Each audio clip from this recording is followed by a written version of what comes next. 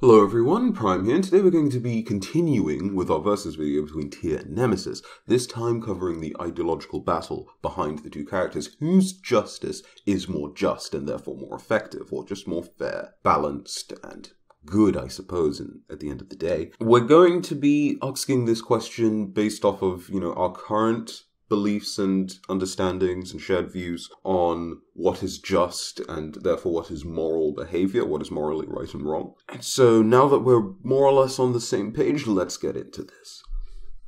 As far as the ideas behind their renditions of justice, I genuinely believe Nemesis to be a bit more questionable, a bit more shaky, just because her divine retribution, in and of itself, isn't necessarily justice. It's interesting, because it does use balance as a motive for its actions to, keep things as equal as possible. The problem with this is that it has to determine what is unfair and what is fair, what is balanced and what is unbalanced. And some of the ways in which this is determined sometimes ignores some of these rules. Like, if a person slights the gods, that's definitely something that whacks balance way out of order. And I get that gods are more divine beings, they're more special beings, but part of me thinks that with some of that comes an ability to be more understanding, to be more lenient, and, a bit more prepared to teach and right the wrongs of people, but instead they're quite damning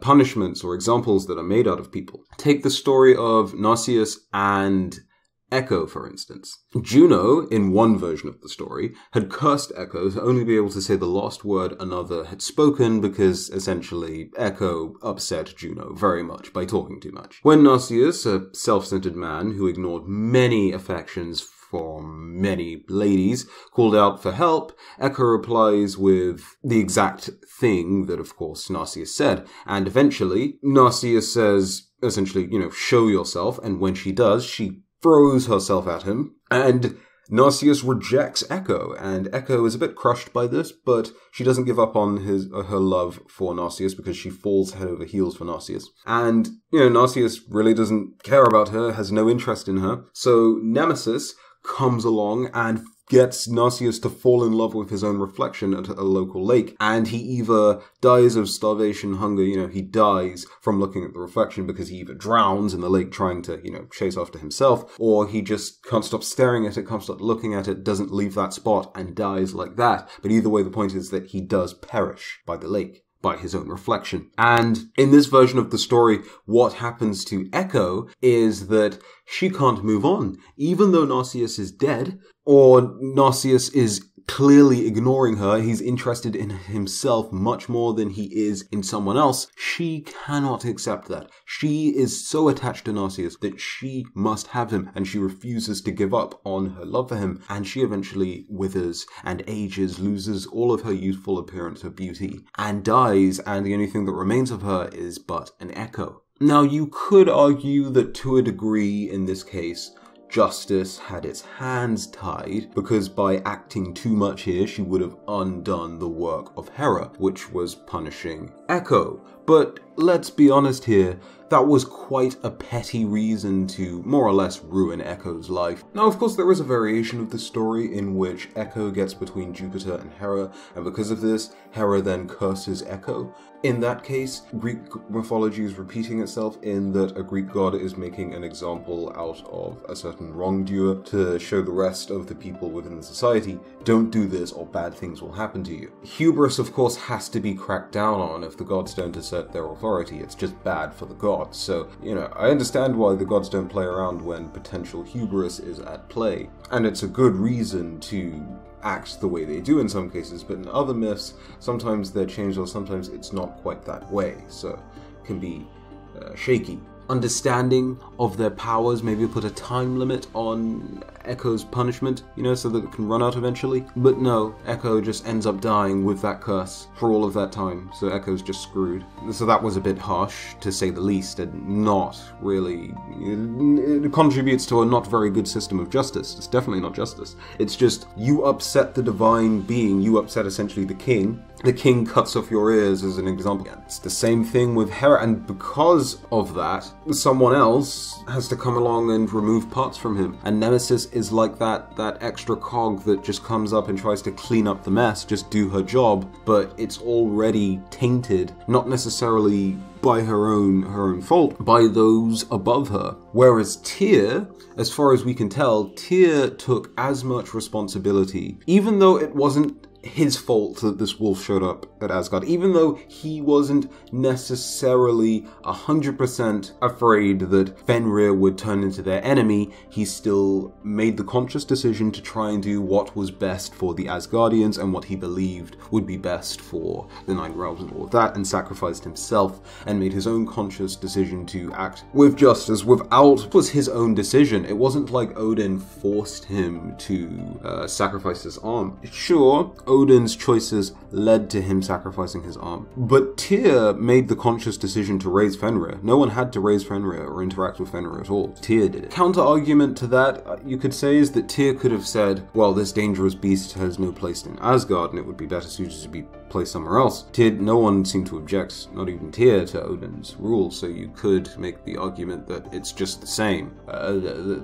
Because both of them are somewhat influenced by those above them. So, an advantage of Nemesis' justice is the fact that it's blind, and it being blind means that she doesn't take sides, she's not anyone's friend when she's trying to judge or divvy out her divine retribution. See, if we just look at a human example, the people that the Vikings attacked, of course, demonized the Vikings, and if that's the only reference that you're looking at in terms of trying to figure out how the Vikings acted, it'll give you some idea, but not the complete picture, or perhaps even a completely warped idea of what they were, and not be all that truthful when you actually evaluate it in comparison to the Vikings' actual account of themselves, which is most likely going to be a bit more true, a bit more honest, purely for the fact that they'd have not much reason to lie about necessarily what are their personal struggles, or, be ashamed by the culture that they're proud of, right? So perspective in that sense can also warp justice, which is why justice in and of itself should be blind, so that it's not motivated by sympathy or motivated by the actions of those above it, or anything like that. But as we've already discussed, the power of those above it can sometimes trickle down and affect justice in and of itself. So in that sense, Nemesis' rendition of justice overall, I suppose in more situations than not, probably more reliable than Tyr's. But when you factor in the fact that her justice is not just justice on its own, but it's also divine retribution, and the purpose of that is to attempt to balance things, but, retribution in and of itself is less sort of seeking a balance of justice and more sort of seeking, reparations, I suppose, in a sense. And also when we look at the story of Narcissus and Echo again, both sides, in some versions, do end up with the metaphorical short straw in the end, except Nemesis didn't exactly ensure that both sides suffered an equal end. I mean, besides, of course, Echo having to watch Narcissus die, and whether she'd actually want Narcissus to suffer in that way and die in that way, and she's fully aware that he's going to end that way. Narcissus, of course, doesn't necessarily learn his lesson, which I suppose at that point wasn't the point. He's already been judged, he's already been punished, but even so, could potentially be flawed, though, with someone who was as stubborn as Narcissus not seeing the quote-unquote, air quote here, right way of living. I suppose it's justified to a degree. Could Echo not have been made to just accept the rejection of Narcissus and move on? Was it really just imbalanced for Narcissus to be punished merely for loving himself and rejecting others? Now, I know that there's an element of hubris that comes into the decision to punish Narcissus here, and if there's not, then let me ask you guys this direct question. Do you guys really think there's anything wrong, provided that the person is not hurting anyone else or harming anyone else in any way, for a person to reject other people and solely worship themselves, solely be within their own sphere of arrogance and just love their own being and just enjoy being by themselves and just happy in that way? Because to be quite honest with you guys, I don't think there's a problem with that. As long as they're not harming anyone, as long as they're not causing anyone else any sort of pain, what's the problem? They're allowing society to continue unimpeded. Like, sort of a form of introversion, but extreme? I mean, would you really... Is that not okay? After all, Narcissus wasn't being deceptive towards any of the women that he refused. He simply just outright ignored them and, just ignored their affections, and that's that. In other words, they just got rejected. If someone enjoys their own company to that degree, that's all they want. That's their goal in life. To just worship and enjoy themselves. And Narcissus was actually brought to that. He found himself and just loved himself. He essentially got what he wanted in a sense. So Nemesis, to a degree, actually did provide justice in that sense because he got exactly what he wanted. He died shortly afterwards, and we're not actually sure if that was okay, if his life goal was just to meet himself and then die, but, he did. And then that also poses another question. Would Narcissus have died if he saw his reflection in any river at any point of his life? Because, sure, he in some versions of the story, it's just literally that he sees his reflection and he's unable to leave that position. He just dies like that. But another version, he tries to reach out and grab the reflection and drowns and dies. So did Nemesis put some sort of magic spell under him? Or did she literally just introduce him to his reflection? In other words, would he have died anyway? Because if that's the case, then really, Nemesis's rendition of justice doesn't seem all that bad. It's still terrible for Echo because she's just getting punished again, right? She's gotten a punish from Juno for disrupting, godly affairs. And then she's gotten a punishment for, in a sense, by being rejected. But it's also a multi-layered punishment because she can't accept the rejection, so she keeps going back to be rejected again. Or in other versions, she's just so depressed that she can't get over the rejection, the first rejection in and of itself, and she's just in tears and just wanders a forest alone and, very depressed. But in that version of the story, I'm not even sure Nemesis's rendition of justice is just in and of itself, because Narcissus doesn't even necessarily know that he's the cause of her becoming an Echo in and of himself. Again, all he did was reject her. Rejection is just a natural part, not even just in terms of relationships. Things are rejected all the time. I don't want that bagel. That car looks like a piece of crap. So on and so forth. Rejection is just a natural part of life. So you could argue that Echo just needed to grow up, in a sense. Or is that too mean? But you see my point here? I really don't think Narcissus was necessarily all that in the wrong just for wanting to worship himself, because that was his ultimate desire. And even though it was self-destructive, which I suppose is part of the point, it was fully his decision. He made the conscious decision to do that, and you'd think most people would know water is dangerous, perhaps you'll drown, take some water wing.